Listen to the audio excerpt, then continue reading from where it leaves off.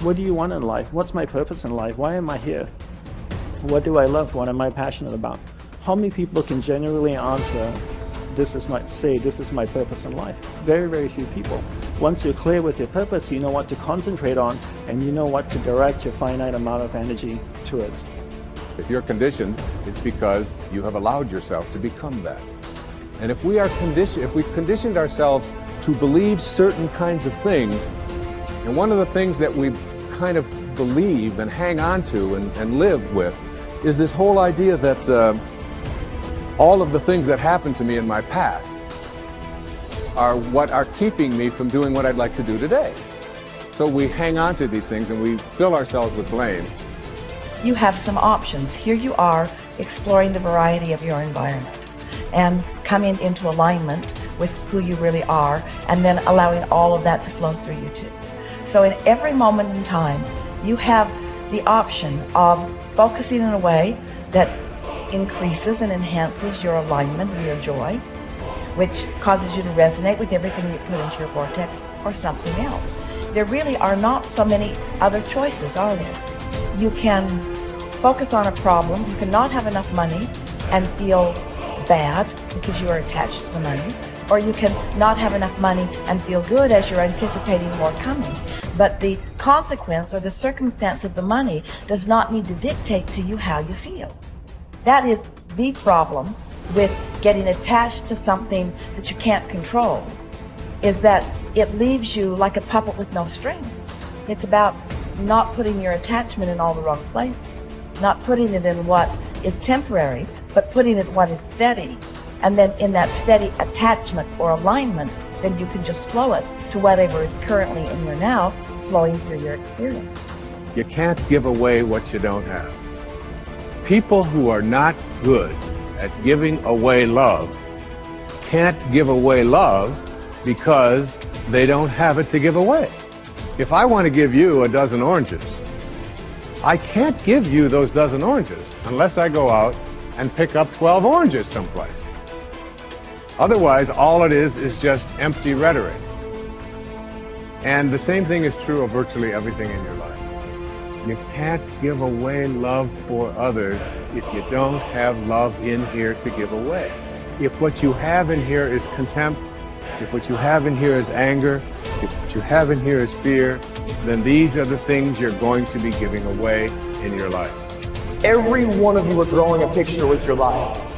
You're the artist. Your hands and your feet are the paintbrushes.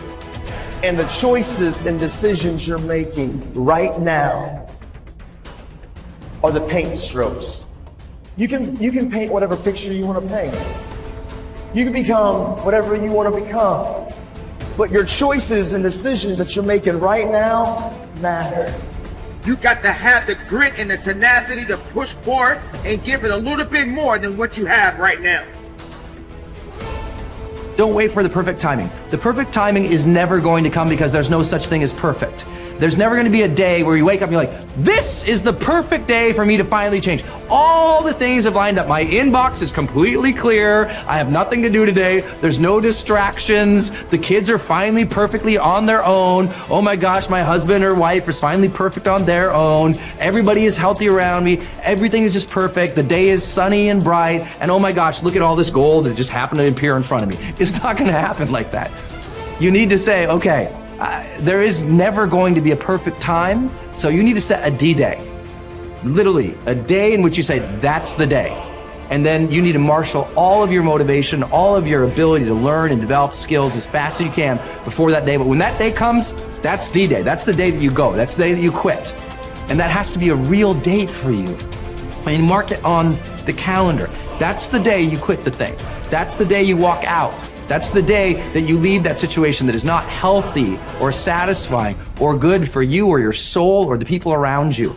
That you have to have that date. It has to be scheduled or you'll never do it. You'll just keep saying, oh, you know, one day things are gonna be, you know, the people who say one day, they end up at the end with a collection of days that were so far from perfect that they're in a state of misery now. They never landed in the land of their dreams because they were always marching in something that was miserable to them, right? At some point, The only way that life changes is that you change your course. And don't wait for a perfect day. So what's your date? People who earn large incomes aren't lucky, and they're not crooks as those without money are so fond of pretending, nor are they endowed with more brains or talent necessarily than their friends and neighbors, nor are they privy to occult secrets, and only a very few were lucky enough to have had rich fathers or grandfathers. Most of the people earning the big incomes today started the same way you and I did, and most other people. The only difference between the men who earn big incomes and those who earn small incomes is that those earning big incomes decided to earn more. They're the people who made it their business to earn more. You see, people do what they make up their minds to do.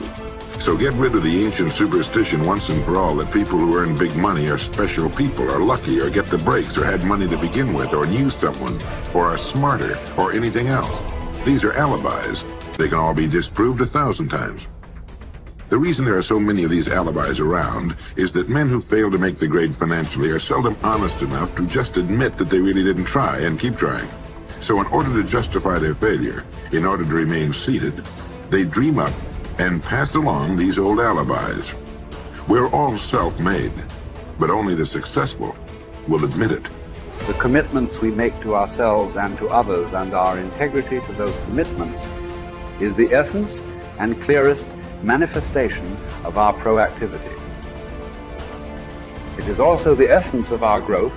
Through our human endowments of self-awareness and conscience, we become conscious of areas of weakness, areas for improvement, areas of talent that could be developed, areas that need to be changed or eliminated from our lives.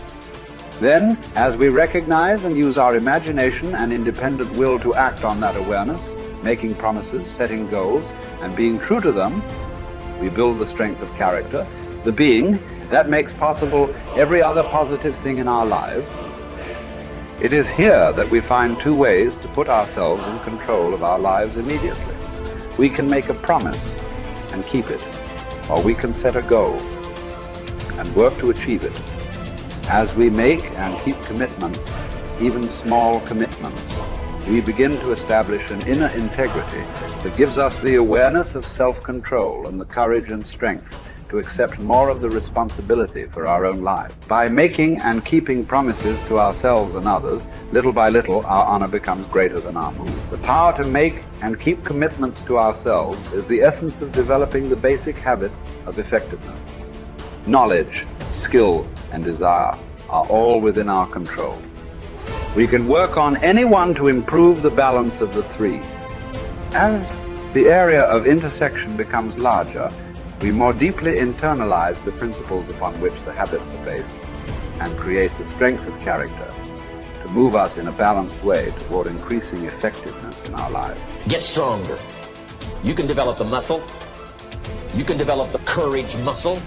You can develop the inspiration muscle. You can develop the dedication muscle. You can get stronger. There isn't anybody here that can't get stronger.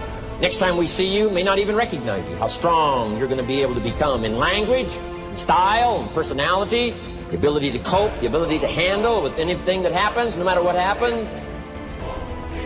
And the third one is get better. We can all get better. I've gotten better.